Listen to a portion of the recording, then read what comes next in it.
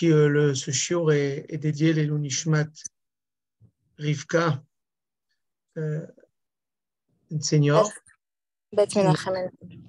qui m'avait appelé une fois, je pense dans ces derniers mois, et je lui avais dit que j'étais très occupé à cette période et que j'étais prêt que je le ferais une autre fois. Depuis, ça n'a jamais pu être fait, donc voilà, je donne ce shiur, Leilou Nishmata, et elle a le srout de tout ce Mossad Menorah Live, en partenariat avec les autres partenaires. Donc, je fais ce shiur, Bisruta, et Leilou Nishmata. Bon, en un shiur d'une heure, on aura beaucoup de mal à passer toute la halachot de Nida, c'est une évidence. Mais juste quelques mots sur l'importance, et je vais essayer de rappeler des choses qu'on est confronté tous les jours avec. Aujourd'hui, je réponds un peu en Taharat Mishpacha sur Paris, et on voit un peu les questions qui reviennent et les incompréhensions et les incohérences qui se fichent dans le Tzibour.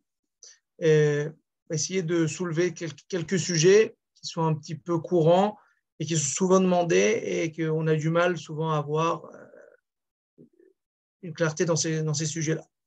Donc, sur l'importance de Ilchot Nida, vous savez, la Torah, la Gemara dans Masechet Sota et le Tosfot dans le début de Masechet Gittin, elle demande d'où on sait que Ed Echad Ne'eman B'Isurin, d'où on apprend qu'un juif, il est cru par rapport au Isurim. D'où je sais que si je vais manger chez un ami à la maison, je peux croire que ce qu'il me donne à manger, c'est kasher, et que je ne dois pas soupçonner mon ami de me donner quelque chose de non kasher. D'où je sais, dans toute la Torah, dans beaucoup de choses, dans beaucoup de domaines, on voit qu'il faut 2 témoins. Là, dans tout ce qui est Isurim, les permissions et les interdits de Yoredea, on voit qu'une seule personne suffit. La réponse, c'est du verset qui est dit par rapport à l'Anida, Vesafrala, qu'une femme va compter 7 jours, et puis après, elle ira s'immerger dans le mikvé. Vesafrala, disent les Chachamim, le verset a dit, Vesafrala, elle comptera pour elle-même. C'est la femme elle-même qui va compter. De là, on voit qu'on croit une femme, on lui fait entièrement confiance sur tout ce qui est les Isurim de Nida, sur les interdits de Nida, qu'elle va aller s'immerger au mikvé, qu'elle va compter, qu'elle va faire ses vérifications. On a une entière confiance en la femme, on n'a pas besoin de mettre un doute. Et la femme, pourtant, elle est seule, elle n'a pas un deuxième témoin avec elle, et bien cela suffit au niveau de la halacha. Donc de là, on a appris toute la notion de Ed Echad Ne'eman B'Isurin, qu'un témoin seul et unique est kasher pour témoigner sur le statut d'une viande si elle est kasher, sur un aliment s'il est kasher, et ainsi de suite. Et en ce qui nous concerne, que la femme peut témoigner sur elle-même qu'elle a bien été au mikvé, qu'elle a bien fait le compte des 7 jours de Tahara. On sait tous l'importance de cette mitzvah, jusqu'à combien cette mitzvah a une influence sur les enfants qui vont naître au travers le mikvé, jusqu'à même que le rabbi disait à certaines personnes de vérifier qu'est-ce qui s'est passé à la période de la naissance de cet enfant, si on voit des enfants que malheureusement, alors c'est pas la seule cause, mais si des enfants auraient perdu le goût à la religion, souvent le rabbi écrit dans les lettres qu'il serait souhaitable de vérifier qu'est-ce qui s'est passé à cette période-là au niveau de l'application des lois de Taharat HaMishpacha. Alors, quand on parle de halachot, une question qui revient souvent, c'est souvent on a les Ashkénazes c'est comme ça, les Sfaradim c'est comme ça, et on se demande, on a l'impression qu'on a 2 Torahs complètement différentes, Shte Torot, 2 Torahs, une Torah pour les Ashkénazes, une Torah pour les Sfaradim, après on a la Torah des ultra-orthodoxes, et on a la Torah de ceux qui sont un peu plus ouverts, et on ne comprend pas. Il y a combien, qu'est-ce que Hachem il veut de nous? Il veut qu'on fasse ça ou ça? Pourquoi une fois pour les Sfaradim comme ça et pour les Ashkénazes différemment? Alors cette question, vous savez, elle a été traitée, entre autres, par beaucoup de monde, mais entre autres dans Masechet Eruvin, page 13, là-bas, on voit que Beth Hillel et Beth Shammai, ils ont eu beaucoup de machloktot. Pendant 3 ans, ils disaient, c'est nous qui avons la halacha. Beth Shammai disait, non, la halacha est comme nous. Et puis la Gemara en témoigne, Elou va elou divrei Elokim chaim. Ce que chacun dit, c'est bien. Akadosh Baruch Hu, il accepte. Alors le Ritba, c'est un Yom Tov Ashbeli qui vivait au XIIIe siècle, un des grands Rishonim, pose la question sur cette Gemara. Il dit Rabbané Tzafat, les Chachamim de France, ils posent une question. Et il dit je ne comprends pas. Bet Shammai, ils disent que c'est Tamé. Bet Hillel, ils disent que c'est Tahor. Bet Shammai, ils disent que c'est pas kasher. Bet Hillel, ils disent que c'est kasher. Les deux ne peuvent pas être vrais. C'est ou l'un ou l'autre. Ou c'est kasher, ou ça ne l'est pas. Ou c'est tahor, ou ça ne l'est pas. Qu'est-ce qui se passe? Comment la Gemara peut dire Elou va elou divrei Elokim chaim, que les deux sont vrais? Et d'ailleurs, on voit clairement que la halakha est tranchée comme Bet Hillel, comme le poursuit la Gemara. Donc comment la Gemara a-t-elle écrit Elou va elou divrei Elokim chaim? Et le Ritba, il répond, il dit que quand Moshe Rabbeinu il était sur le mont Sinaï et que Akadosh Baruch Hu lui a donné la halachot, il lui a dit les deux et il lui a donné 49 raisons pour dire que c'est tahor, que c'est pur, et 49 raisons pour dire que c'est tamé, impur. 49 raisons pour dire que c'est assour, interdit. 49 raisons pour dire que c'est permis. Alors Moshe lui a retourné la question à Akadosh Baruch Hu, il a dit alors qu'est-ce qu'on fait? Qu'est-ce qu'il faut faire? Et là, Akadosh Baruch Hu lui a répondu, tu feras ce que le Sanhédrin décidera, la raison que le Sanhédrin acceptera, que ce soit pour dire assour, interdit, ou que ce soit pour dire permis, eh ben, il va falloir accomplir ce que le Sanhédrin dira. Et qu'est-ce qu'on fait de nos jours que le Sanhédrin, il n'est plus là? Eh ben, on a le Shulchan Aruch. C'est un petit peu le but que Rabbi Yosef Karo il a voulu avec le Shulchan Aruch. Il a fait une sorte de consensus entre les décisionnaires qui étaient avant lui, afin d'établir un Shulchan Aruch. Mais ça n'a pas plu à tout le monde. C'est pour ça que le Rama, Rabbi Moshe Isserlich, qui est un peu le décisionnaire ashkénaze, il a mis des petites notes dans Shulchan Aruch pour dire où il n'était pas d'accord. Ce qui fait que les Sfaradim ont pris les psakim du Shulchan Aruch, Rabbi Yosef Karo, donc eux doivent suivre leur Sanhédrin, qui est le Shulchan Aruch, et les ashkénazes, eh bien, ils doivent suivre leur décisionnaire, qui est le Rama. Donc il n'y a pas quelque chose qui dit c'est vrai ou c'est faux, c'est permis, c'est interdit. Pas tout est noir et blanc, il y a des nuances en fonction des communautés. Et c'est la même Torah. Elou va elou divrei Elokim chaim. Les deux sont vrais et chacun doit appliquer ce que son Sanhédrin, que son Rav lui dit, ce que ses Rabbanim lui dit. Okay?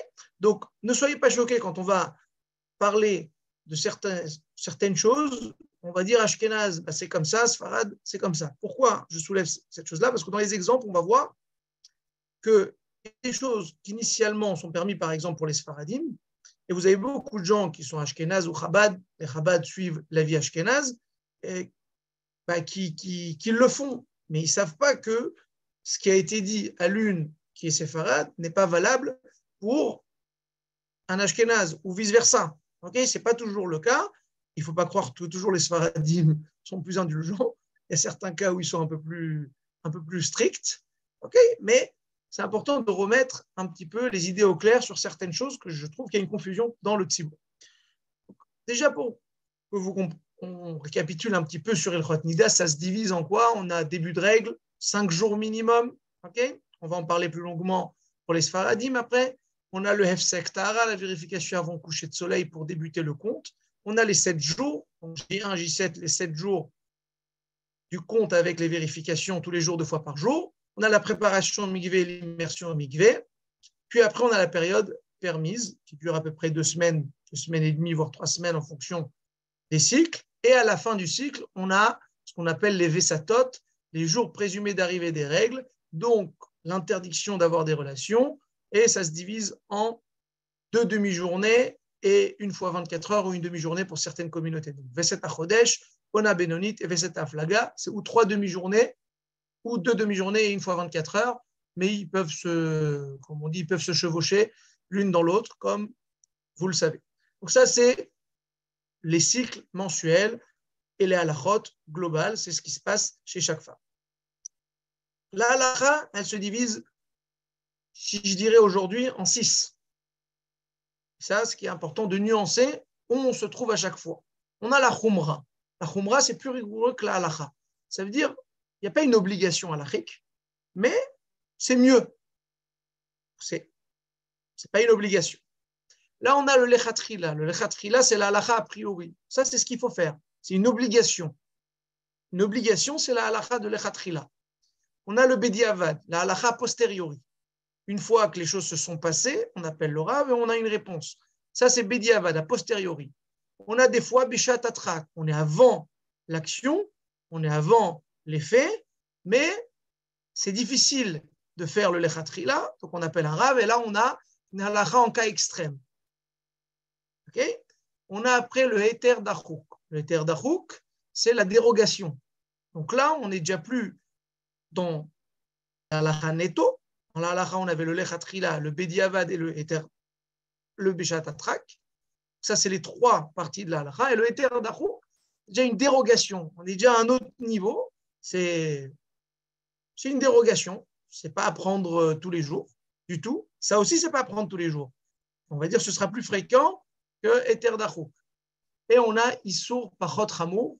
On n'est plus dans la halacha. On n'est plus du tout dans quelque chose qui est de la halacha. On est dans un interdit moins grave. C'est-à-dire on pèse le pour et le contre. Qu'est-ce qui est plus grave et qu'est-ce qui est moins grave? On a des gens qui nous appellent, ils ne s'accomplissent pas à la halacha. Ils nous disent, écoutez, monsieur, le rabbin, je ne ferai pas ce que la halacha me demande. Eh bien, dans ces cas-là, le rav, il donne une réponse, non pas halachique, mais qu'est-ce qui est moins grave au niveau de la Torah. Okay. Donc, quelques petits exemples de ce qu'on appelle une khumra. Une khumra, c'est quelque chose qui est plus rigoureux que la halacha. Une vérification avant et après la relation. Alors, je ne parle pas des 3 vérifications au début du mariage que certains font, qu'il faut faire. Je parle, il y a une khumra qui existe dans le Shulchan Aruch de faire des vérifications avant chaque relation, voire même après chaque relation. Ça, c'est une khumra. De nos jours, on évite. Pourquoi on évite? Parce qu'on a peur que les femmes se blessent et puis à la fin, ils rentrent dans des complications.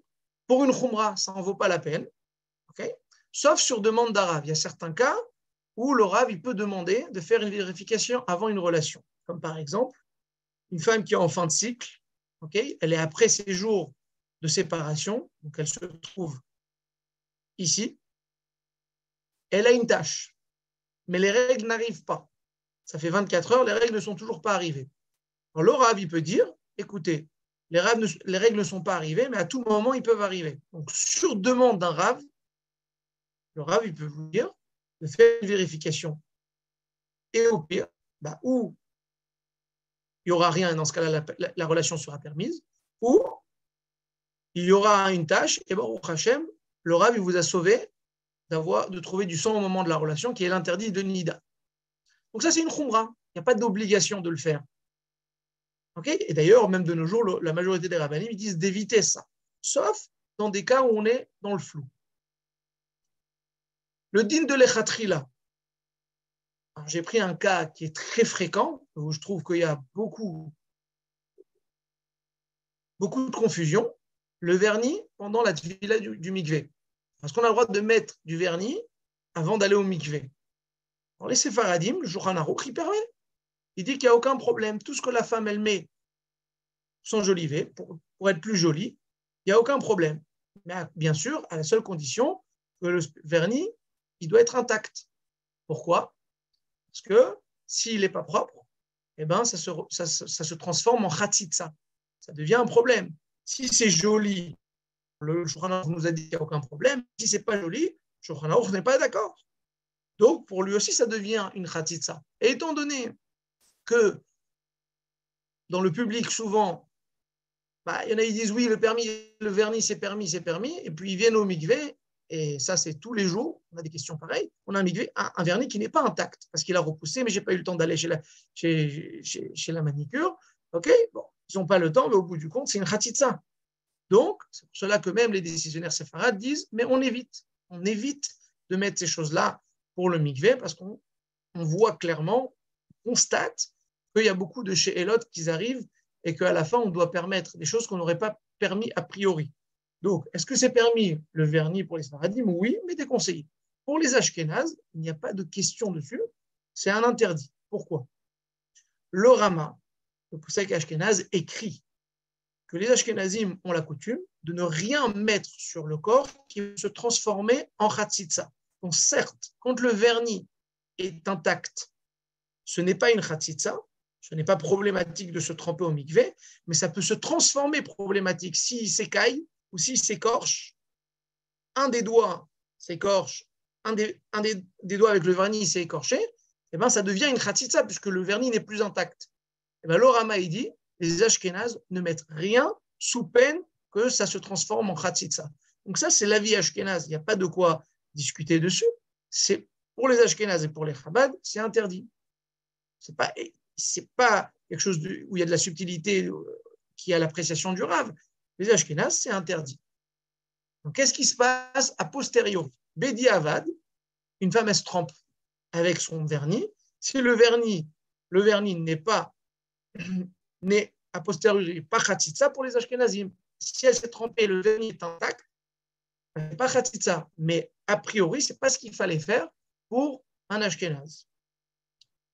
Bécha Tatrak, c'est encore un autre niveau. Est-ce que c'est clair pour le vernis? C'est-à-dire c'est quelque chose qui est rentré dans le tibour où j'entends qu'il y a même des femmes, mais je ne pense pas que c'est par mauvaise foi, c'est pas chose. On n'est pas au courant, on pense que c'est permis, mais non. La réalité, c'est que pour un Ashkenaz, ce n'est pas permis. Pour les Sfaradim, par contre, il n'y a strictement aucun problème si le vernis est intact. Bedi Avad, on est tous d'accord qu'il n'y a aucun problème. Donc c'est sûr que si on appelle un Rav et on dit on est au mikvé, mais on a un vernis intact, est-ce que je me trempe ou je ne me trempe pas? Même un Rav Ashkenaz, il va répondre, il va dire Kol Bedi Avad Kishat Atrak Dami.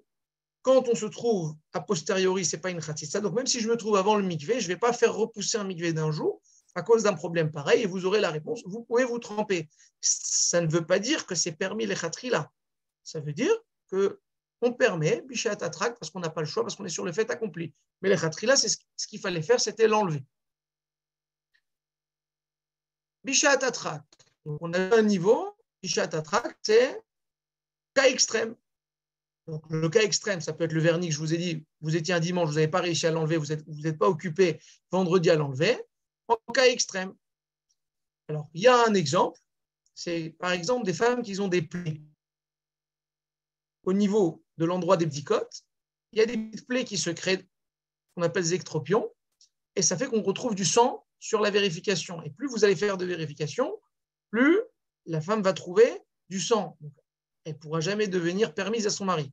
Donc là, à ce moment-là, le Rav donne une permission, une dérogation Mebishat Atrak qui est très courante, de faire uniquement le Hefsek sans le mort et l'abdika du jour 1 et du jour 7. Alors, souvent, les rabbanim, ils ajoutent et ils demandent à faire de faire une vérification le J4 ou le J3.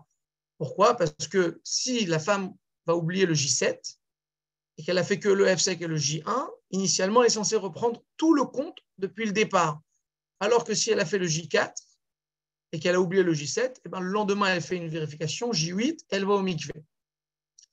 Mais ça, c'est un Heter Bishat Atrak. Ce n'est pas a priori ce qu'il faut faire. A priori, ce qu'il faut faire, c'est un Hefsek, un Mordachouk, 2 vérifications par jour, le matin, après le lever du soleil et le soir avant le coucher de soleil, l'après-midi, c'est 2 vérifications par jour, jusqu'au mikvé.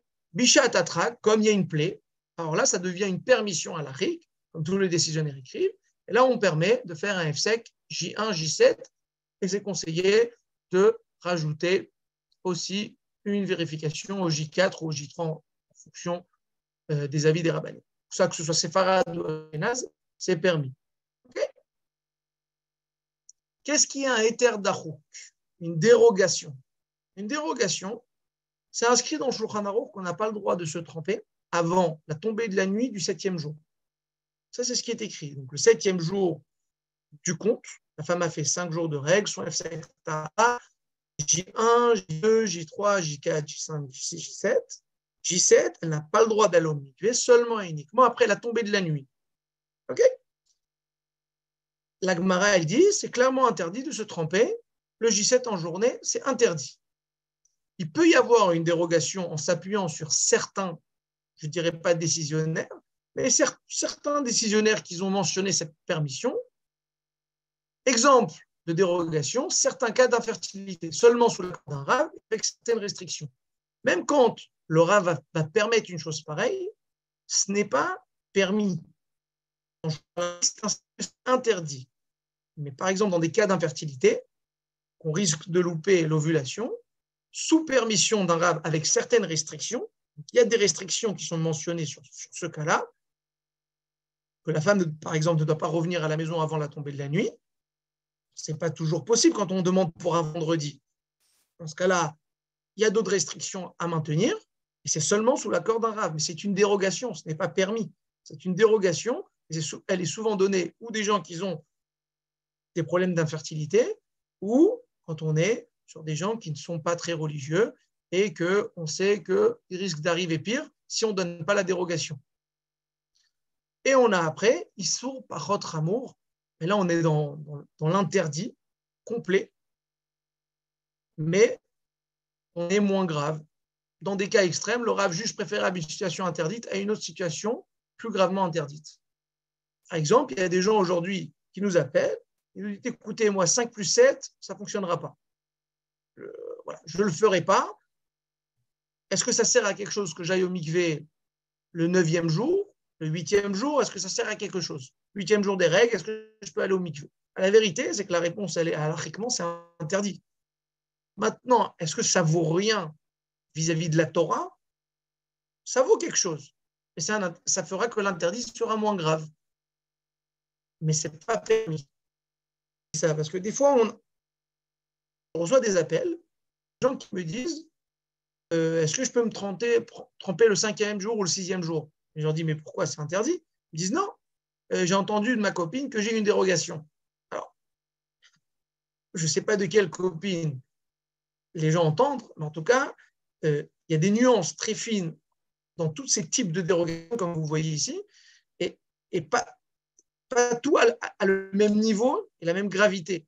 Donc, ça, c'est des choses. Donc, n'apprenez pas de ce qui est dit à une autre pour votre cas, puisque chacun, il a sa vie personnelle, chacun, il a ce qu'il a dit au Rav et les données qui ont été données, et on ne peut pas apprendre de l'un pour l'autre. Tout ça, c'est juste quelques petits exemples sur ce qui se passe sur les différents niveaux. Donc maintenant, je vais aborder différentes halachot et on va rester sur ce diapo et je vais essayer de vous dire qu'est-ce qui est dans cette case, dans le Bediavad, dans le Pshat Atrak et le Heter d'Achouk. OK? Donc venez, on reprend les fondamentaux de Ilchot Nida. Les fondamentaux qu'on sait tous, c'est qu'une femme, elle devient Nida d'après la Torah et elle peut devenir Nida rabbiniquement. Quelle différence? On verra plus tard quelle différence, mais en tout cas, la Torah, la femme devient Nida d'après la Torah quand elle reçoit ses règles, quand elle a un flux. Et il y a une deuxième fois où la femme devient Nida, quand sur une bdika, on trouve du sang. Quand la femme trouve du sang sur la bdika, il n'y a pas de quantité requise minimale. Il n'y a pas de quantité minimum requise. Même une goutte, la femme est Nida d'après la Torah. Il n'y a strictement aucune différence. Quand la femme devient Nida rabbinique, il y a des conditions. Rabbiniquement, c'est le ketem, la tâche. Donc la tâche, elle doit avoir une certaine taille. Pour les Séfaradim, c'est 10 centimes. Pour les Chabad, on parle de tâche, on parle de la taille d'un shekel. Donc en France, on n'a pas une pièce qui a cette taille, okay, mais on est entre 1 centime et 10 centimes. C'est entre les deux. Donc ça, c'est une différence. Donc si vous voulez montrer votre she'ela à un Rav, et vous êtes Chabad, ce serait kédaï de le montrer à un Rav Chabad. Si vous êtes Séfarad, alors au moins mentionnez-le que vous êtes Séfarad, et le Rav, il sera en jugé que avec le gris, la quantité requise minimale pour les Sfaradim.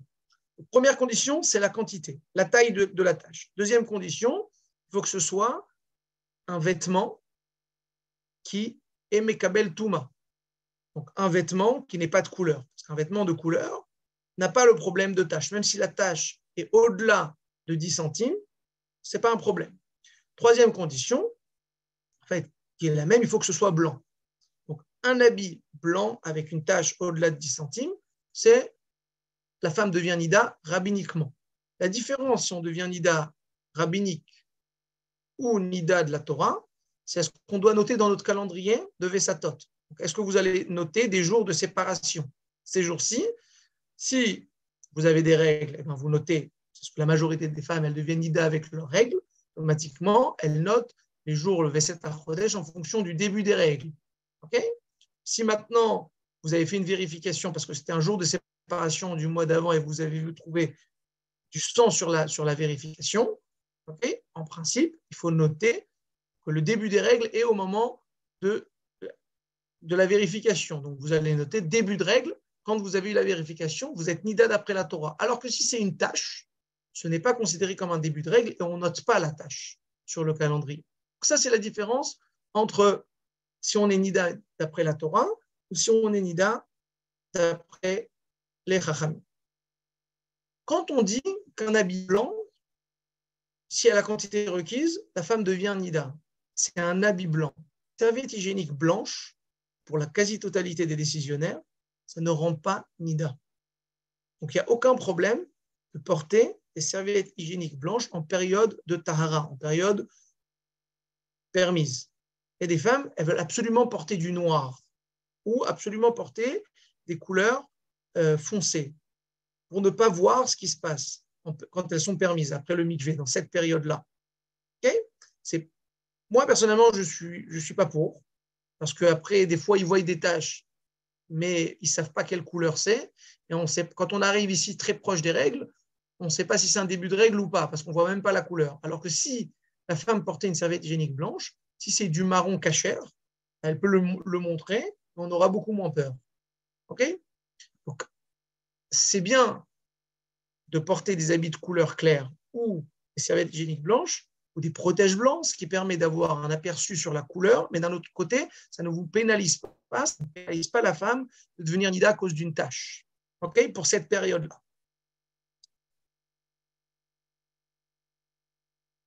Maintenant, si vous portez du noir ou vous portez de la couleur et qu'il y a un flux, eh ben, c'est considéré Nida. Ça ne change rien que ce soit sur de la couleur. La couleur blanche qui est demandée, c'est pour une tâche. Le seul problème, c'est que de nos jours, on a du mal à différencier qu'est-ce qu'on appelle des règles, un début de flux, et qu'est-ce qu'on appelle une tâche. Pourquoi? Parce qu'à l'époque, ce qui définissait des règles, c'était la hargash. La femme ressentait l'ouverture du col de l'utérus, le début de ses règles. Aujourd'hui, les femmes ne sentent plus l'ouverture de l'utérus, elles ressentent une humidité à la sortie du corps. Donc, quand est-ce qu'on définit la tâche en tant que kétem et quand est-ce qu'on définit la tâche en tant que règle? Quelle différence? Si je me trouve sur un sous-vêtement de couleur ou même sur une serviette hygiénique qui n'est pas Mekabel Touma, donc la tâche est plus grande que 10 centimes. Si c'est une tâche, ça ne me rend pas Nida, alors que si ce sont des règles, ça rend Nida. Comment je fais la différence entre l'un et l'autre? Ce qui est souvent accepté chez les rabbanim, beaucoup en Israël, c'est la taille d'une carte de crédit en long et en large. Dès qu'on dépasse cette quantité, donc c'est vraiment une grande quantité, on n'est déjà plus dans une question de kétem, de tâche ou de pas tâche, même si ça se trouve sur une serviette hygiénique ou un sous-vêtement de couleur, la femme est nida. Donc c'est important de porter une serviette hygiénique parce que vous avez besoin de voir la couleur. C'est possible que la couleur n'est plus pas du tout rouge, en tout cas chez certaines femmes. C'est important, cette Nekuda-là, de ne pas porter seulement du noir. Je sais qu'il y a des rabbanim qui demandent de porter du noir. Et il y a même des femmes où je leur dirais moi-même de le porter du noir. Pourquoi? Parce qu'ils sont très stressés de voir une tâche. Et d'être stressés de voir une tâche, ça les rend... elles se séparent tout le temps de leur mari parce qu'elles ont vu une petite tâche. Ça, j'entends bien. Donc, ces femmes-là, si elles sont très stressées, il peut leur dire de mettre du noir. Mais globalement, c'est mieux des couleurs claires de façon à avoir un aperçu sur ce qui sort. Ça donnera toujours mieux. Maintenant, quand je dis que jusqu'à une carte de crédit, c'est considéré une tâche, ça ne veut pas dire que si vous avez une tâche à 20h du soir, vous pouvez avoir une relation à 21h. C'est très dangereux.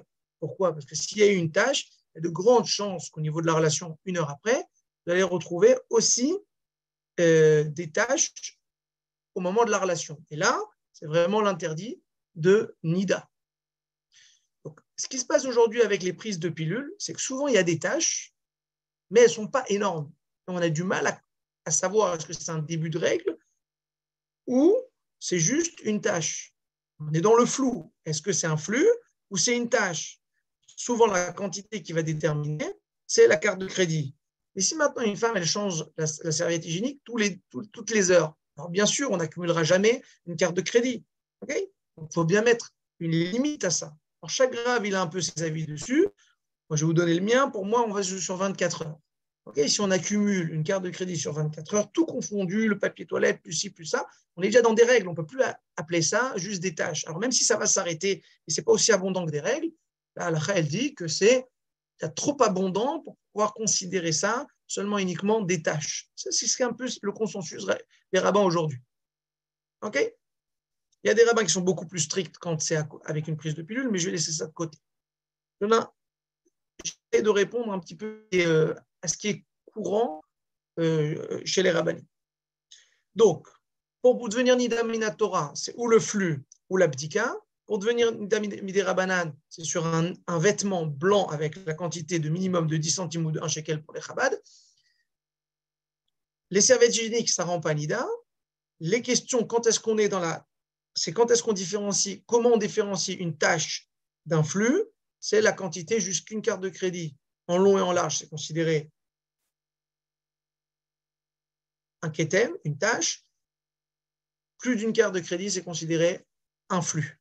Okay? Sur combien de temps on considère la carte de crédit? Sur 24 heures. Alors, ne décidez pas tout seul, je vous avertis. Ça, c'est pour vous donner quelques bases, mais ne décidez pas toute seule si vous êtes Nida ou pas, si vous voyez des quantités assez conséquentes. Même s'ils sont moins d'une carte de crédit, contactez un rav par WhatsApp. Il va vous dire souvent, vous aurez la réponse, s'abstenir de relations pendant 24 heures, voire 12 heures. On peut descendre même jusqu'à 8 heures, mais on ne peut pas permettre une relation dans des conditions pareilles. Pourquoi? Parce qu'on est dans le flou de ce qui va se passer. Certes, aujourd'hui, c'est une petite tâche à midi, mais peut-être qu'à 16 heures, ce sera déjà un flux entier.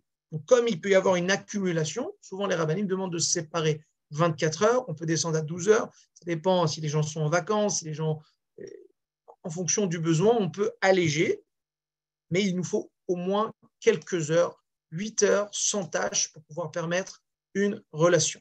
Certains rabbanim vont vous dire, dans des cas pareils, quand on voit des tâches, ça fait déjà 2 mois et demi que la femme elle prend des pilules pour ne pas avoir de règles, donc le corps, il lâche un peu des spottings. À ce moment-là, des rabbanim vont vous dire, si vous voulez une relation, il faut absolument faire une vérification. Vous avez 2 types de réponses chez les rabbanim. Ou vous abstenez 24 heures, ou si vous souhaitez une relation avant 24 heures, faire une vérification. Pourquoi ce n'est pas souhaitable de faire la vérification? Parce que si vous sortez une goutte de sang dans la vérification, vous serez Nida. Et là, on repart sur 5 plus 7. Il n'y aura pas de dérogation. On ne pourra rien faire. Pourquoi? Parce que c'est une vérification. Vous êtes Nida d'après la Torah. Alors que de s'abstenir 24 heures et éventuellement après, il n'y aura plus rien, et bien là, vous serez permise sans faire la vérification. Donc, souvent, la réponse des rabbanim, c'est attendez 24 heures, et si vous souhaitez avant, il va falloir faire une vérification. Mais ce n'est pas souhaitable. Il vaut mieux s'abstenir 24 heures, prendre le risque de faire une vérification avant une relation, et puis à la fin se retrouver à devenir Nida. Alors, est-ce que la halakha oblige de faire une vérification avant la relation? Non, elle n'oblige pas la halakha. Mais le risque est trop important, vu qu'il y a eu une tâche il y a quelques heures, le risque devient trop important de trouver du sang au moment de la relation. Je préfère demander une vérification et s'assurer que si on trouve du sang, Baruch Hashem, ça a sauvé le couple du Issour Nida, et si on ne trouve pas de sang, que la personne aille avec son mari. Donc, vous aurez ces 2 types de réponses. Moi, je prône plus celle des 24 heures, que les gens s'abstiennent 24 heures et éventuellement descendre à 12 heures jusqu'à 8 heures en fonction du besoin, mais ne pas et éviter que la femme devienne Nida. En ce qui concerne, donc ça c'est le processus comment la femme devient Nida. On dit toujours 5 jours minimum. OK? Alors, 5 jours minimum, c'est une obligation pour les Ashkénazes, puisque c'est comme ça que c'est inscrit dans le Rama. Pour les Sfaradim, c'est écrit 4 jours. Mais le Beth Yosef, Rabbi Yosef Karo lui-même témoigne que c'est très rare que des femmes ont 4 jours de règles. C'est très, très rare. Donc, c'est pour ça qu'il y a eu cette coutume, ce n'est pas de l'halakha, mais c'est la coutume des Sfaradim, de faire aussi 5 jours. Et cette coutume est rentrée dans pratiquement toutes les communautés. Alors aujourd'hui, il y a l'avis de Rav Ovadia un peu plus populaire qui dit 4 jours, parce qu'il dit en fait que Shulchan Aruch dit, mais c'est qu'une théorie, parce que la majorité des femmes ont 5 jours de règles. Donc, apprendre aux femmes 4 jours, c'est de la halakha, mais ce n'est pas pratique. Pour la majorité des cas, ce qu'il faut dire, c'est que si une femme a 2 ou 3 jours de règles, qu'elle a des règles courtes et qu'elle est séfarade, oui, on peut dire qu'elle peut avoir une permission de faire 4 jours, mais il vaut mieux contacter un rave avant pour savoir exactement comment faire. Pourquoi ? L'expérience a montré que quand on dit à des gens de faire 4 jours, il y a des femmes qui ne montrent pas leur vérification. Elles décident et elles statuent toutes seules leur vérification. Donc, en fin de règle, le sang est marron, n'est plus rouge vif, il devient marron. Au niveau de la halakha, je ne dis pas que le marron est statué impur, mais le marron doit être absolument montré à un rave pour qu'il le statue. Est-ce qu'il est pur ou impur ? C'est la couleur la plus douteuse, c'est le marron. Donc, une femme qui ne montre pas ses vérifications, qui décide toute seule que le marron n'est pas des règles, n'est pas considéré impur, ne peut pas faire 4 jours. Parce que c'est possible qu'elle se trompe, et à ce moment-là, eh ben, elle rentre dans le Issour Nida, puisqu'il lui manque un jour à la fin de son compte. Donc c'est pour ça qu'on déconseille d'apprendre aux gens 4 jours. Vous apprenez aux gens 5 jours, et il faut dire que si une femme a réellement 4 jours, qu'elle contacte un rave. Personnellement, moi je dis à une femme qui me dit que je fais 4 jours, je dis à une seule condition, que vous montrez toujours votre F Tara et le J1. Et qu'après quelques mois, que le Rav il lui confirme que les couleurs sont bonnes, donc on voit que son corps a réellement des règles très courtes, à ce moment-là, on peut partir sur ce que Shulchan Aruch permet, 4 jours. Il faut savoir que le minhag, même des Sfaradim, a été de mettre 5 jours. Pourquoi je dis ça ? Souvent, des gens vont voir un gynécologue ou quelqu'un qui s'occupe de fertilité, et quand ils voient que les gens sont séparés pratiquement 5 plus 7, donc ça fait 12 jours, il leur dit, mais vous ratez votre ovulation. Demandez à votre rabbin, est-ce qu'on ne peut pas écourter ? Donc les Ashkénazes, sachez qu'il n'y a pas de permission, on n'écourte pas. Les docteurs aujourd'hui, et ça depuis longtemps, ils peuvent très bien décaler l'ovulation. Donc il n'y a pas lieu de donner une dérogation à l'Afrique quand il y a une permission, il n'y a pas lieu de donner une dérogation alors que le Rama est clair et il dit qu'on ne peut pas donner de dérogation sur les 5 jours. Pour les Séfaradim, bien sûr qu'il y a lieu de discuter de ça, puisque c'est une coutume de faire 5 jours, mais si réellement la femme a des règles plus courtes, eh ben on peut descendre à 4 jours. Juste, ce n'est pas courant. Alors souvent, le docteur il dit ça, effectivement, la femme est séfarade, on lui parle au téléphone, mais elle nous dit oui, mais j'ai 5 jours de règles. Donc, du moment qu'on a 5 jours de règles, on ne peut pas écourter 5 plus 7. Les 7, on est obligé de les avoir propres. Donc, je dis, pour les Séfaradim, 4, c'est possible, mais sous réserve de demander à un rave qu'elle fasse vérifier ses vérifications du F Tara et du J1, et de 2, il faut absolument qu'elle ait des règles vraiment courtes si elle veut avoir cette dérogation pour des questions de fertilité. Donc c'est seulement sous permission d'un rave. Pour les Ashkénazes, il n'y a pas lieu de poser cette question. Il va falloir absolument décaler l'ovulation, et c'est possible médicalement, qu'on ne vous raconte pas, les médecins, des fois, ils en ont un peu marre, on les saoule, on peut faire des traitements qui ne sont pas très, très compliqués pour décaler une ovulation. Après, bien sûr, au cas par cas, je ne dis pas qu'il y a des cas aussi qui peuvent être compliqués. Mais globalement, c'est ça qu'il faut retenir pour la règle des 5 jours. Quand on passe aux vérifications des 7 jours, il faut savoir que chaque vérification qu'on va faire durant ces 7 jours doit être sans doute. Ça veut dire, si vous avez un doute, si la couleur est cachère ou n'est pas cachère, vous devez absolument l'envoyer à un rave. Vous ne pouvez pas la jeter. Si vous la jetez, le rave va être obligé de vous faire recommencer le compte. Pourquoi ? Parce qu'étant donné que la vérification est insérée et que même une goutte peut vous rendre nida, ce n'est pas comme une tache extérieure, c'est un tissu qui rentre à l'intérieur. La plus petite tache peut vous rendre nida. Dans un cas de doute, on sera obligé d'être mahmir, de vous rendre, ce n'est pas une khumra, c'est la halakha, vous serez nida. Donc, si vous avez un doute, il ne faut absolument pas jeter, mais ramener au Rav. Okay? Prendre une photo. Les nuances qu'on a sur une vérification interne, on ne peut pas les voir au travers d'une photo. Je sais qu'il y a des rabbinim qui disent de montrer par une photo au grand jour, mais tous les rabbinim en Israël, ils sont clairs et tout celui qui est du métier, il sait très bien que c'est improbable de statuer une vérification sans la voir en réel à la lumière du jour. Alors, des fois, on peut ne pas regarder à la lumière du jour, mais on est obligé de la voir en réel. Ce n'est pas possible de voir une photo. Donc, peut-être qu'un rabbin va vous dire envoyez une photo, parce que des fois, sur la photo, on voit clairement que c'est du jaune. Okay, et dans ce cas-là, il n'y a même pas besoin de se déplacer.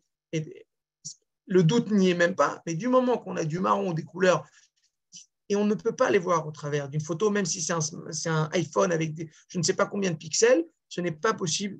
Et ça a été vérifié, moi je l'ai vérifié, on ne peut pas avoir le même a priori.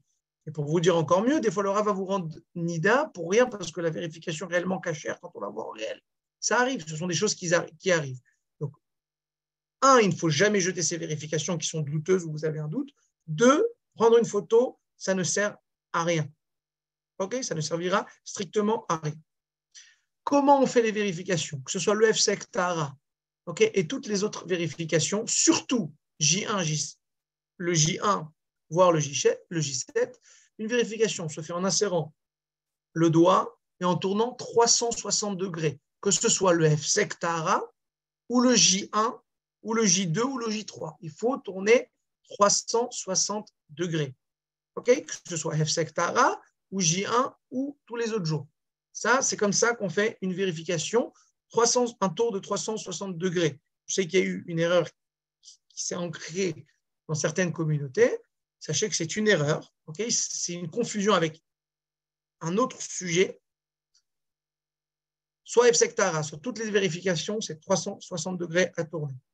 Okay, une femme, comme on a vu déjà sur le diapo, qui a des plaies sous permission d'un Rav, peut avoir une dérogation de ne pas faire 2 vérifications par jour, qu'elle pourra faire seulement uniquement FSEC, J1, J7. Sans ça, il ne peut pas y avoir de mikvé. Donc, c'est une obligation d'avoir FSEC Tahara, J1, J7. Donc, si le Rav vous donne cette dérogation, soit à cause de risque de blessure, soit parce qu'il y a une sécheresse. Okay, le FSEC Tahara et le J1, amenez-les le plus vite chez un Rav. Pourquoi? Parce que si vous attendez le 6e jour pour le ramener ou le 7e jour pour lui ramener les vérifications et il vous dit le FSEC Tahara n'est pas bon ou il vous dit le J1 n'est pas bon, vous allez devoir recommencer tous les 7 jours. Pourquoi je dis? Parce que je vois qu'il y a des gens, on leur donne ce éther de FSEC J1, J7, ils ramènent les vérifications J7, le jour du mikvé. Mais si une d'entre elles est ben, ce qui se passe, c'est qu'il faut recommencer tout le compte. Donc là, ce qu'il faut faire, FSEC Tahara J1, vous amenez vos vérifications. Le Rav vous dit c'est cachère, vous ne faites plus rien jusqu'au J7, si vous avez la permission. Okay, et sinon, vous lui demandez quoi faire. Il vous dira quoi faire parce que ce n'est pas toujours conseillé de faire encore un FSEC Tahara et encore un J1 en fonction de ce qu'il vous dira. Okay, étant donné qu'il y a ce risque, souvent les rabbinim, ce qu'ils font, ils demandent de faire une vérification au J3 ou au J4. Moi, je préfère J4 que J3. Je ne vais pas rentrer dans l'explication pourquoi. Parce que le J4, ce qui va faire que même si ces deux-là n'étaient pas cachers, ou si vous oubliez le J7, vous n'êtes pas obligé de recommencer tout le compte. La halakha dit que si on fait FSEC Tahara J1 mais on oublie J7, on fait J8, ça ne fonctionne pas. Alors que si vous avez fait J4 ici, on a un petit crochet, il ne faut pas qu'il y ait plus de 5 jours sans vérification. Donc là, on a un. Si vous faites J1, J8, vous avez 6 jours de décalage. Et là, la race n'est pas bon. Alors que si vous avez fait J4, vous avez un crochet, vous n'avez jamais plus de 5 jours sans vérification. Okay, donc, en fonction de votre cas, le Rav peut dire faites J4 aussi. Okay, en fonction de combien il y a de suspicion d'avoir du sang à cause d'une plaie. Il y a une question, est-ce qu'il y a permission de mettre des serviettes hygiéniques blanches à la place des sous-vêtements blancs? Okay, donc, on a évoqué que le sous-vêtement blanc, si vous avez plus d'une pièce de 10 centimes, ça rend en Nida. Il va falloir recommencer le compte des 7 jours. On ne recommence pas le compte des 5, juste le compte des 7.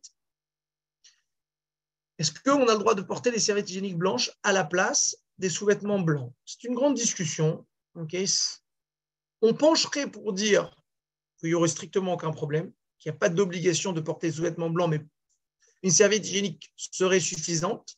Mais concrètement, ça reste quand même une zone d'ombre au niveau de la halakha pour certains. Et la coutume qui est ramenée dans le Rama, c'est de mettre des sous-vêtements blancs. Cependant, quand il y a de risques et des difficultés à devenir permises, le Rav peut donner une permission de mettre des serviettes hygiéniques blanches. Donc souvent, les femmes qui ont des plaies et des taches ont la dérogation de faire F-sec J1, J7 et porter des serviettes hygiéniques blanches. Ok? Je ne dis pas que c'est ce qu'il faut faire, les khatrila. Je ne serais pas étonné qu'un Rav vous dise que c'est permis les khatrila. Ça reste quand même une zone d'ombre un petit peu au niveau de la halakha, mais en tout cas en tant que dérogation pour celles qui ont des plaies, c'est une dérogation qui est donnée par les rabbanim. Encore une fois, ceci est donné par les rabbanim au cas par cas. Ce n'est pas une permission où tout le monde peut faire si on veut, juste F-sec Tahara, J1, J7. J'ai des fois des femmes, on demande pourquoi, qui me posent des questions, elles me disent, j'ai pas fait. Je lui dis pourquoi? Elle me dit, bon, je fais pas tout moi.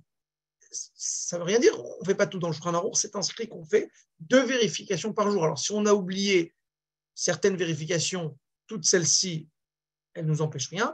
Mais si on a oublié le J1 ou le J7, ça nous pénalise. OK? Et là, ce qui se passe, si une femme elle a fait le F-sec Tahara, elle a oublié de faire les vérifications du J1, mais elle a fait le J2. Alors, elle n'a pas besoin de recommencer un F-sec Tahara. Le F-sec Tahara est là, le J1 compte 0, J1, il est le J2, et vous décalez le mikvé seulement uniquement d'un seul jour. OK? Ça, c'est une question qui arrive souvent. C'est la seule chose qu'il faut faire.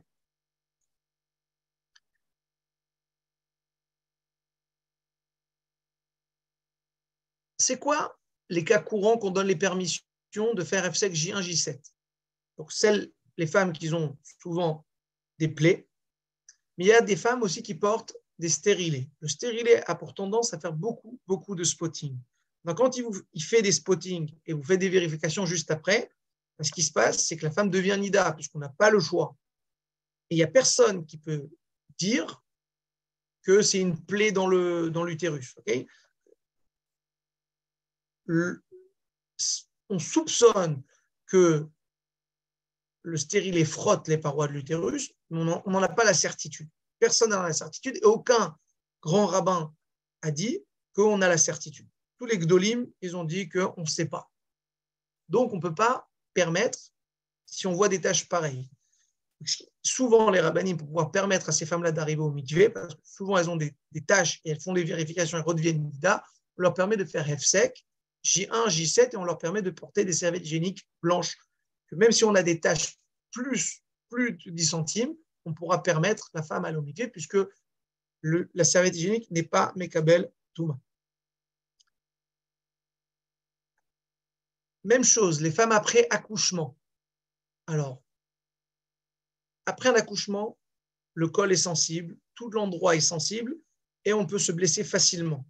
Surtout quand vous avez eu des épisiotomies, okay, ou quand il y a eu des points de suture, il n'y a pas besoin de faire toutes les vérifications. Après un accouchement, ça je le dis clairement, c'est mon humble avis, vous faites directement F-sec Tahara sans mort, J1, J4, J7. Pourquoi? Parce que l'endroit est sensible et surtout s'il y a eu des points de suture, ben, ça ne sert à rien de faire toutes les vérifications. À la fin, la femme se blesse, ou même si elle ne se blesse pas, il y a des tâches, il y a beaucoup de tâches, tout ne s'est pas remis en place et tout est un peu désordonné. Il y a souvent des spottings après l'accouchement et les femmes prennent 2 mois, 2 mois et demi, 3 mois à devenir théora. On dit qu'en général, à partir de 5-6 semaines, on peut commencer à réfléchir sur un processus de tahara. Dans ces cas-là, faites F-sec, J1, J7, okay, j'en prends pleine responsabilité, pas besoin de faire toutes les vérifications et porter des serviettes hygiéniques. Okay, après un accouchement, on voit clairement que c'est difficile de devenir théora. En ce qui concerne les fausses couches, après une fausse couche, c'est comme après un accouchement. Une fausse couche qui était à 1 mois et demi, 2 mois, alors il faut demander au Rav, est-ce que c'est considéré comme une fausse couche? Pourquoi? Parce que si on est après une fausse couche, il y a un minimum de 14 jours, on ne peut pas aller au mikvé avant 14 jours après la fausse couche. Et pour le compte à rebours des 14 jours, ça va dépendre souvent de l'échographie que vous allez faire pour certifier qu'il n'y a plus rien à l'intérieur de l'utérus. Donc ça, il faut être en contact avec un rave. Quand est-ce que vous pouvez aller au mikvé après une fausse couche?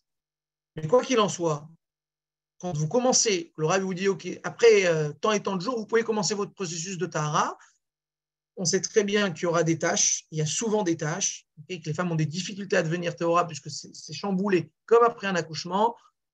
Le rave souvent dit de faire F-sec, tahara sans mort, J1, J4, J7. Okay, c'est souvent ce que les rabbanim vont dire, pas toujours, en fonction des dames, mais c'est quelque chose d'assez courant dans des cas de fausse couche, puisque tout est chamboulé aussi et il y a aussi beaucoup de tâches. En ce qui concerne les plaies, les rabbanim, souvent, ils disent on n'est pas sûr et certain qu'il y a une plaie, et souvent la femme n'en a pas la certitude, donc il y a ce qu'on appelle une bodéquette. Une bodéquette, c'est une femme qui a été formée, qui a pris une formation, qui vérifie est-ce qu'il y a réellement une plaie dans le vagin. Deuxième chose qu'elle fait, elle tire une glaire du col de l'utérus, elle vérifie si la glaire est limpide ou elle est colorée. Okay, ça, c'est ce que la bodéquette, elle fait. Souvent, les gens, ils nous appellent, ils nous disent, j'ai été chez mon gynéco, il m'a dit qu'il y a du sang, mais ça vient pas de... Mais c'est rien du tout. C'est parce que j'ai un col fragile. Il faut savoir une chose, on ne peut pas toujours se fier à un gynécologue goy. Pourquoi? Parce qu'il n'a pas été formé sur ce que la halakha exige. La halakha, elle nous exige d'avoir une plaie que c'est sûr et certain qu'elle sort du sang. Pas toutes les plaies et pas tous les cols fragiles sortent du sang. Ce que la bodéquette fait, c'est elle frotte le col ou elle frotte la plaie qu'elle voit à vue d'œil pour voir si elle arrive à faire sortir du sang au frottement. Si la femme a trouvé du sang sur l'abdica, la vérification, c'est qu'il y a eu un frottement. Si quand la bodéquette, elle vient, elle frotte l'ectropion, il n'y a pas de sang qui sort, ça prouve bien que le sang ne vient pas de là-bas, ne provient pas de là-bas.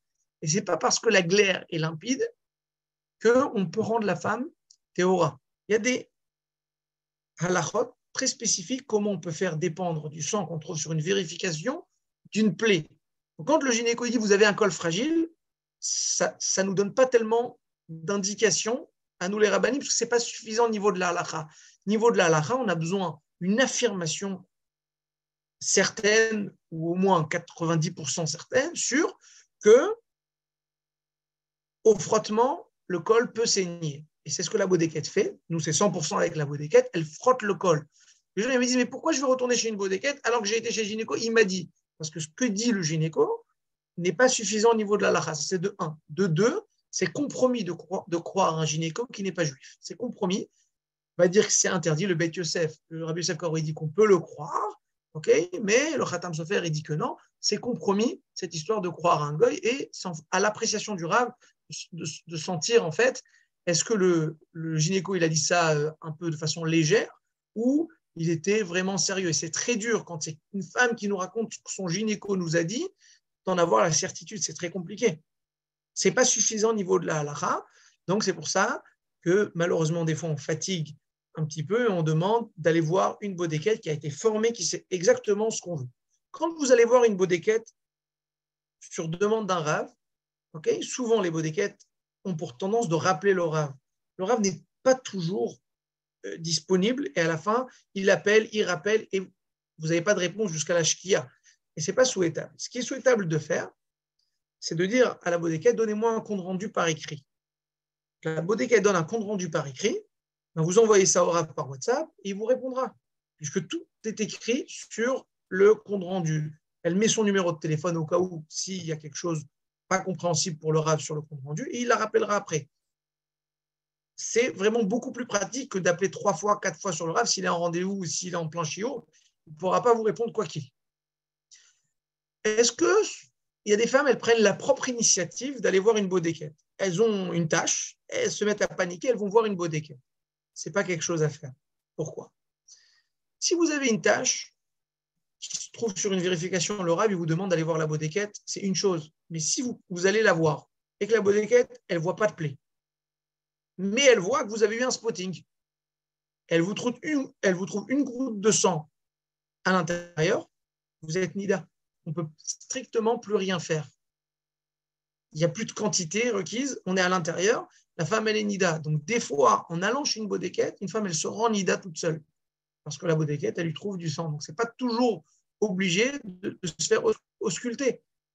Une femme, elle trouve une tache sur sa serviette hygiénique, appelez le Rav. Le Rav va vous dire, si c'est cachère, il n'y a pas lieu d'aller se fatiguer chez une bodéquette. On trouve sur une bdika, des fois, on n'a pas le choix. Okay, donc, la bodéquette, ce n'est pas tout seul. Demandez l'avis d'un Rav, est-ce que vous avez besoin d'aller voir la bodéquette? Souvent, les femmes deviennent nida avec les rééducations du périnée. La rééducation du périnée, c'est équivalent à une bzika. Pourquoi? Parce qu'il y a une sonde qui rentre à l'intérieur. Si la sonde ressort avec du sang, la femme est nida. Est-ce qu'il y a grand-chose à faire pour ne pas devenir nida? Il n'y a pas grand-chose à faire. Je sais que souvent, les femmes, elles font ça après 6 semaines, quand elles viennent à peine de devenir théora, mais en malasot. Le fait d'avoir cet exercice, eh ben, il y a des spottings qui sortent, et des fois, ce sont des gros spottings qui sont plus d'une carte de crédit. Donc là, on ne peut rien faire, la femme est nida. S'il y a du sang qui sort sur la sonde, aussi, la femme est nida, puisque c'est comme une dika et même une mini-goutte. Par contre, une chose qu'on peut faire, la halakha ne vous oblige pas à vérifier la sonde. Vous n'êtes pas obligé de regarder ce qui se passe. Donc, vous pouvez dire à la docteure, si elle n'est pas juive en tout cas, vous essuyez la sonde sans rien me dire. Par contre, si le docteur il vous dit « Ah, il y a quelque chose, mais c'est rien », et c'est souvent ce qui se passe, ou sur le gant, ou sur la sonde, ils disent « Ouais, il y a quelque chose, mais t'inquiète pas, c'est rien du tout », surtout pas, vous devez récupérer la couleur. Pourquoi? Parce que si la couleur est marron, ben, c'est cachère. Enfin, pas toujours. En tout cas, il faut faire contrôler par le Rav. Donc, vous lui dites « Ne me dis rien », ok? Elle sort la sonde, elle la nettoie, elle vous la rend. Elle vous a dit « Ah, il y a quelque chose », récupérer la couleur. En cas de doute, vous devez récupérer la couleur et la montrer au Rav. Donc, vous prenez un mouchoir, vous essuyez la sonde, vous amenez la couleur au Rav, qui vérifie, vous lui expliquez que c'est un mouchoir, pas du toilette, c'est un mouchoir d'une sonde qui a été insérée. C'est important, ce n'est pas du tout la même halakha. Donc ça, c'est un petit peu au niveau du processus de Shiva Nekiim après l'accouchement.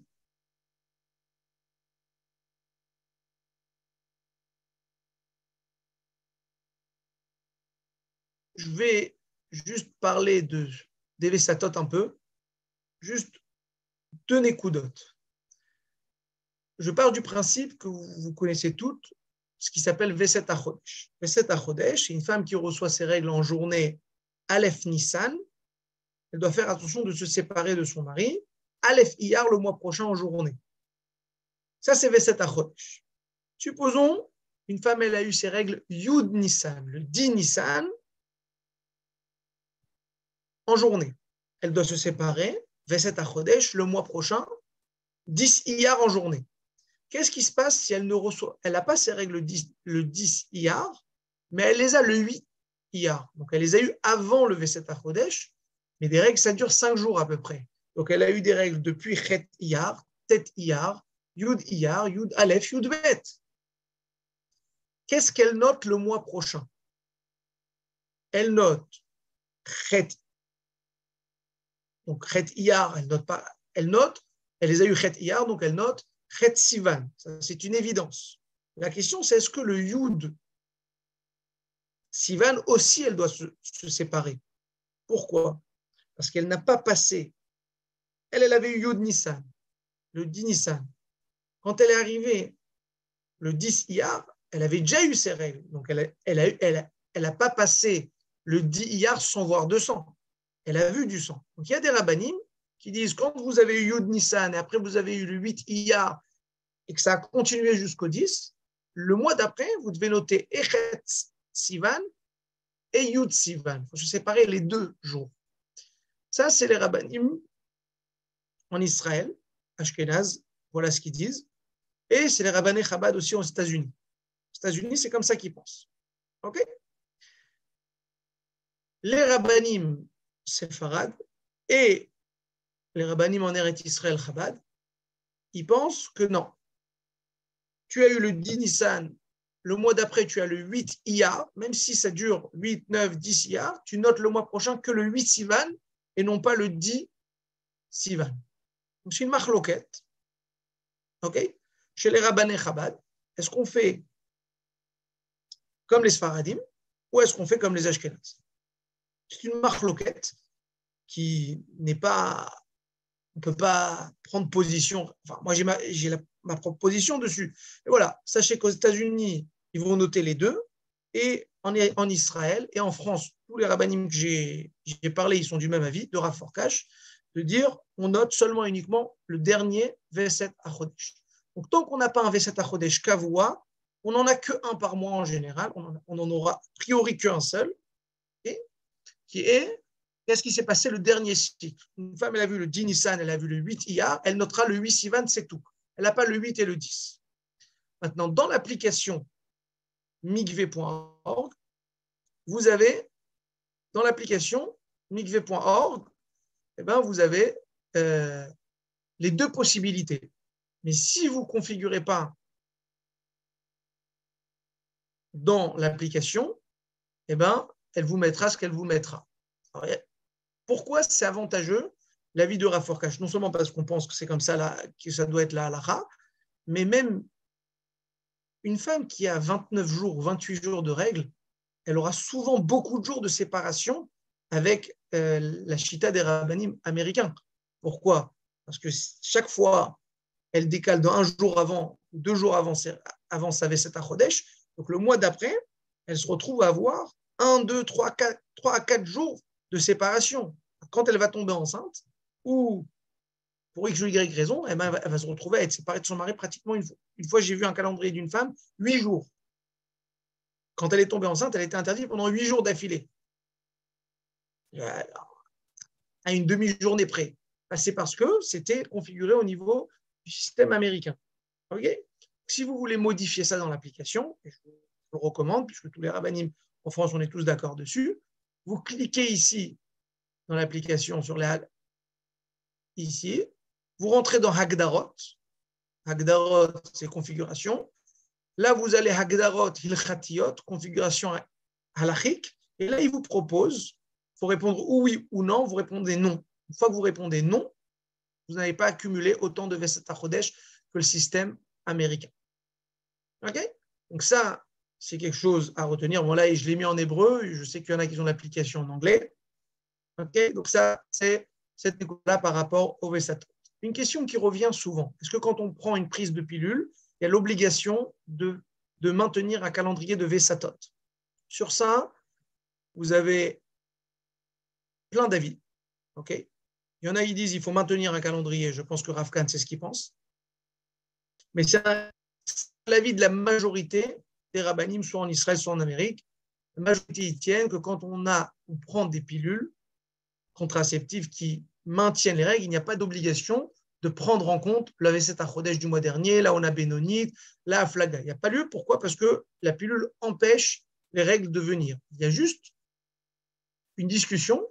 Est-ce que dès la première fois qu'on prend des pilules, on peut se permettre de ne pas tenir de calendrier ou pas? Et là, vous avez deux avis. Un avis qui dit il faut au moins qu'on voie pendant un mois. C'est-à-dire le premier mois que vous prenez votre pilule, vous faites Veset HaChodesh, Aflaga, Benonit. Pourquoi? Parce qu'on ne sait pas si la pilule elle fonctionne ou pas. Il faut voir si elle fonctionne ou pas. Donc, possible qu'elle ne fonctionne pas. Ça, c'est un avis. Je sais que Rav Avichid, c'est ce qu'il pense. Et il y a un deuxième avis qui dit non, il faut 3 mois. Il faut que pendant 3 mois, on voit que les règles n'arrivent seulement et uniquement après la fin de prise de pilule. Ça, c'est ce que Rav Wosner écrit. C'est mon humble avis. Pendant 3 premiers mois, on maintient le calendrier jusqu'à qu'on voit clairement que les règles arrivent seulement et uniquement après la fin de prise de pilule. OK?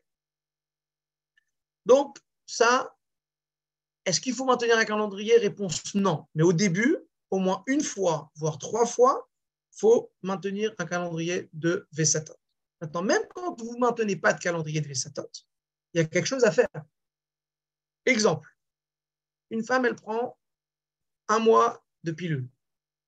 elle arrête sa dernière pilule dimanche à 20h. À partir de quand elle doit se séparer de son mari? En général, 48-72 heures, les règles arrivent. Donc, elle a pris la dernière pilule dimanche. Mardi soir, 20h, elle est interdite à son mari jusqu'à que les règles arrivent. Supposons que les règles n'arrivent pas mardi soir. Elles arrivent mercredi. Mercredi soir. Donc, je fais le calcul. De lundi à mardi à mercredi. Mercredi soir, c'est arrivé. Donc, on a 72 heures depuis la dernière prise de pilule. Dimanche soir, 20h, elle a pris sa dernière prise. Lundi, mardi, mercredi soir, elle a eu ses règles. Donc, je calcule combien de notes de demi-journée il y a eu depuis la dernière prise de pilule jusqu'à mes règles. Et la prochaine fois que j'arrêterai ma pilule, donc dans un mois ou dans 2 mois ou dans 3 mois, quand j'arrêterai ma pilule, 72 heures après, donc 6 notes plus tard, je dois me séparer de mon mari et je dois faire une vérification. Donc, les femmes qui prennent des pilules, quand on leur dit on ne tient pas de calendrier, c'est une chose, mais à part ça, quand on arrête de prendre la pilule et on attend la venue de ses règles, quand c'est le premier mois, on se sépare 48 heures après, en fonction de ce qui est écrit en fait dans les règles arrivent en général à 48-72 heures, donc on se sépare à partir de 48 heures. Et une fois qu'on a vu une fois que les règles n'arrivent pas après 48 heures, mais seulement après 72 heures, ou même plus, des fois c'est 4 jours plus tard, on voit l'intervalle qu'il y a entre la dernière prise de pilule et l'arrivée des règles. Et c'est ce qu'on va faire la prochaine fois quand on va arrêter notre pilule. On vérifiera l'intervalle en notes, en demi-journée. OK? Et à ce moment-là, on se séparera de notre mari et on fera une vérification. Si les règles tout de même n'arriveront pas, il peut y avoir des dérèglements hormonaux, contactez un RAF et il vous dira quoi faire. OK? Donc, je pense qu'on va s'arrêter là pour ce shiur. J'ai essayé de couvrir le maximum de sujets qui sont vraiment discutés.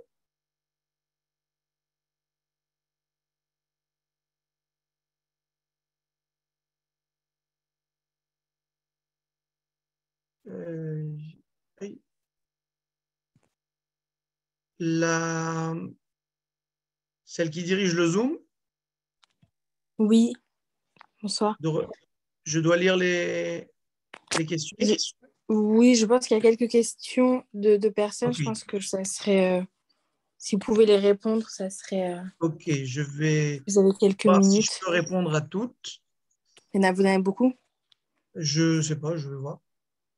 Bonsoir, Rav, juste pour clarifier. Si j'ai une tâche plus petite qu'un shekel chez Rabat, pas besoin de montrer un Rav, c'est donc Panida. C'est bien cela? Oui, effectivement. Si vous avez une tâche plus petite qu'un shekel et vous êtes sûr et certain, vous n'avez pas de doute sur la taille, vous n'avez pas besoin de montrer un Rav. C'est OK, c'est caché.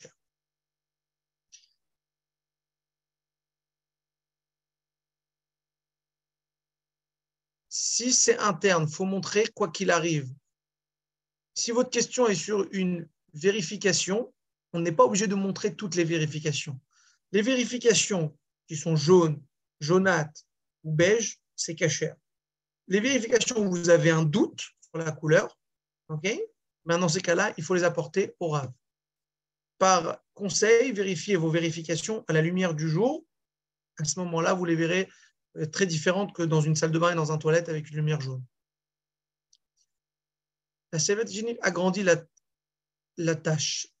C'est une question qui a été soulevée par beaucoup de décisionnaires déjà à l'époque du Shulchan Aruch. Comment on regarde en épaisseur, les Chachamim, étant donné que c'est qu'une tâche, on regarde globalement. On ne peut pas dire oui, mais il y a eu une absorption ou pas. La question a été soulevée par le Sidré Tahara et En la Dayan et la Machena Vroot, on regarde comme les choses arrivent chez nous et c'est comme ça qu'on en jugera. Si une femme met une serviette hygiénique blanche par nécessité, est-ce que c'est permis? Les khatrila, encore une fois, je ne peux pas dire, je suppose que la question est durant les 7 jours de propreté, on est censé porter des sous-vêtements blancs. Okay? Je ne peux pas dire qu'une femme qui fait une chose pareille fait un interdit, puisqu'il y a des rabbinim qui le permettent les khatrila. Ils disent, il n'y a aucune différence entre un sous-vêtement blanc et une serviette hygiénique blanche. Moi, pour moi, c'est une zone d'ombre. Je ne suis pas sûr que ce soit accepté. Donc, est-ce que c'est permis les khatrila? Demandez à votre Rav. Si votre Rav il vous dit que c'est permis les khatrila, vous pouvez. Oui, j'ai la même question si c'est à cause de fuite urinaire. Si c'est à cause de fuite urinaire, il n'y a aucun problème. Porter des serviettes hygiéniques blanches, il n'y a aucun problème. Vous n'avez aucune obligation d'avoir d'être inconfortable, vu qu'il y a largement sur quoi tenir de mettre ces serviettes hygiéniques durant les 7 jours, vous pouvez.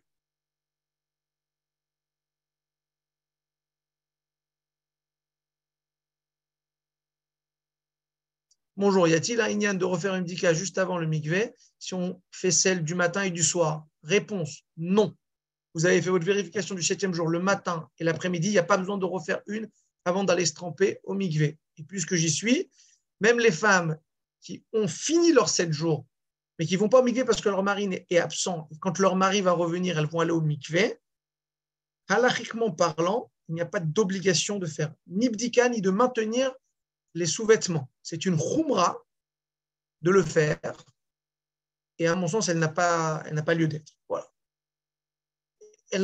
À mon sens, elle n'a pas lieu d'être, mais il y a cette khumra de certains décisionnaires de dire que même si une femme, elle a fini ses 7 jours, elle garde les sous-vêtements blancs et elle fait une dernière vérification juste avant de aller au mikvé.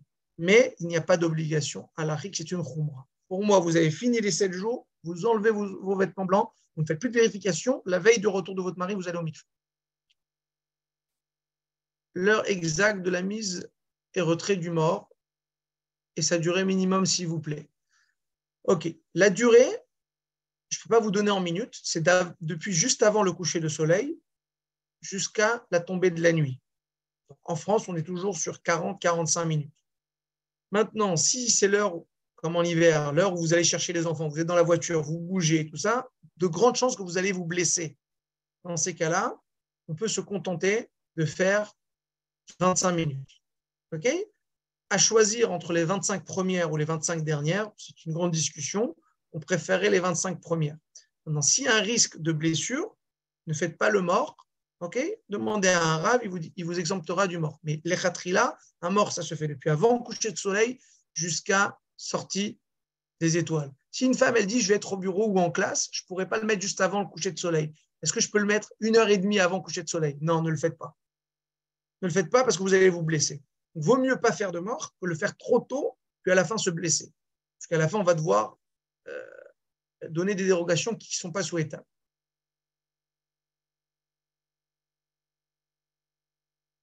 Si le kiné n'est pas religieux, ce n'est pas dans le sujet actuel. Ça a beaucoup de côtés au niveau du kiné.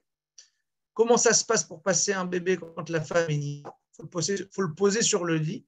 Il n'y a pas de dérogation. On pose le bébé sur un lit ou sur la poussette. On ne peut pas se le passer de main à main. Un protège-slip n'est pas Mekabel Touma, donc ça devrait être interdit dans les 7 jours. Non, pas évident. Comme j'ai dit, c'est une zone d'ombre au niveau de la halakha. Il y a vraiment de quoi tenir qu'il n'y a pas besoin. L'idée, c'est, en fait, c'est quoi la raison des blancs? C'est pour rendre une femme nida quand il y a une tâche, ou la raison des blancs, c'est pour que s'il y a une tâche, la femme prête attention, est-ce que ce n'est pas un début de règle? Ça, c'est la question, ok? Et je ne vais pas répondre à tous les côtés. Il y a un protège-slip, n'est pas Mekabel Touma, donc ça devrait être interdit.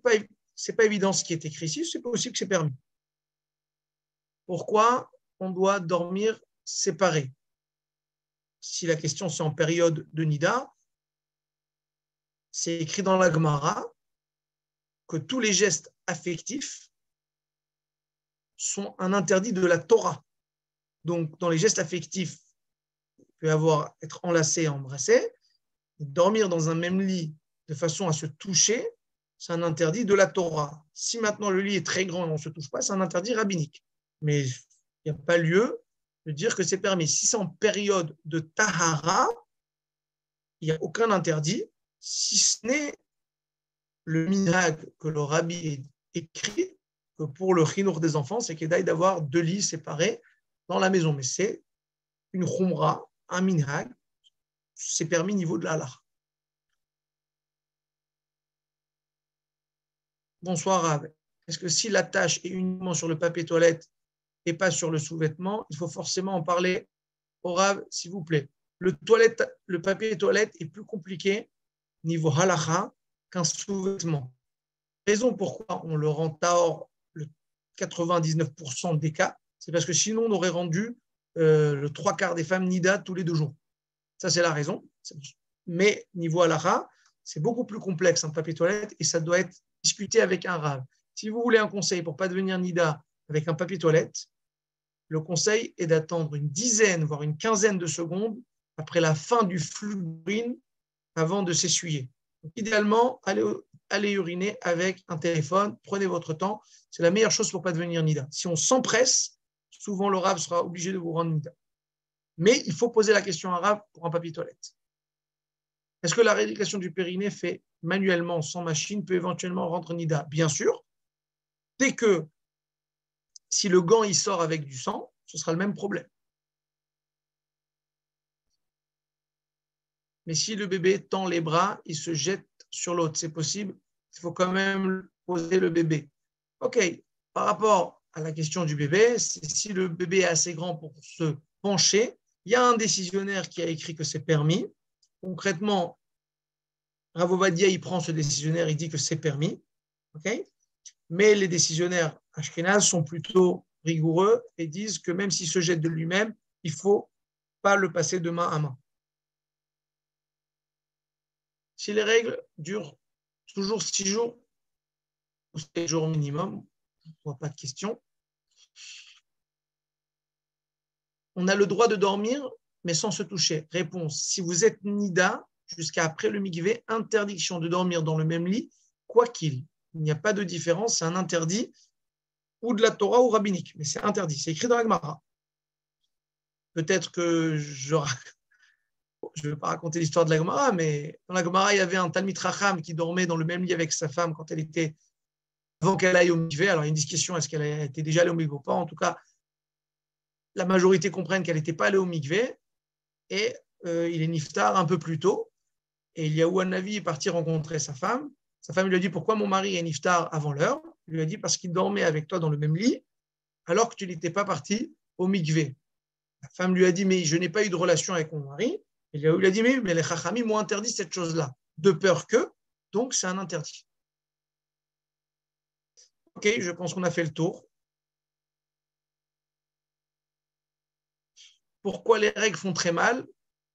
Ça fait partie de la malédiction que Chava a reçue au moment où elle a fauté. Et l'homme, il a reçu la malédiction de devoir travailler à la sueur de son front. Un enfant de 4 ans qui prend ma main, puis la main de son père. Il n'y a aucun problème. Le problème de la passation de bébé, okay, c'est le fait que chacun tient un bout de l'autre côté en portant. C'est-à-dire qu'on n'a pas le droit de tendre un objet à l'autre. Donc, quand on tend le bébé, même si lui part un peu de lui-même, on le tend, c'est considéré comme une passation de main à main. Quand il y a un objet, par exemple une table, moi j'ai le droit de toucher la table, ma femme Nida qui est de l'autre bout de la table, elle a le droit de toucher la table. Donc, la même chose, quand le bébé est autonome, il marche de lui-même, c'est comme un objet. Le papa lui tient la main droite, la maman la main gauche, il n'y a strictement aucun problème du moment qu'ils ne font pas le youpi, là, je ne sais pas qu'on appelle ça le pont, ou du moment qu'ils ne soulèvent pas le bébé, l'enfant. Ok, je vais devoir finir. Merci infiniment, Rav. C'était très, très clair, très, très explicite et très enrichissant. Merci infiniment d'avoir pris votre temps pour nous expliquer tout ça et faire un très, très beau chiot. Merci encore. Merci. Kol Tov Sorot. Bonne soirée.